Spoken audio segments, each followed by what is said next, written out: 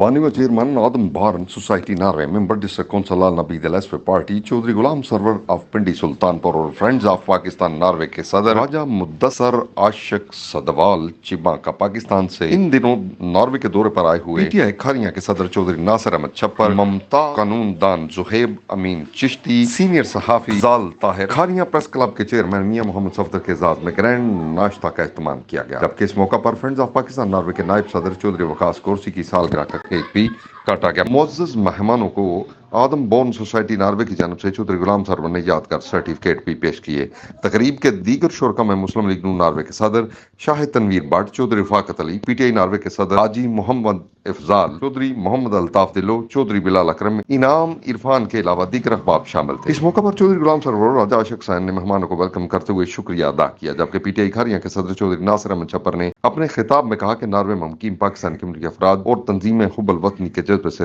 سرشار ہیں، یہاں آنے والے مہمانوں کی بے حد پذیرائی کرتی ہے جو کسی اور ملک میں نہیں دیکھی گئی۔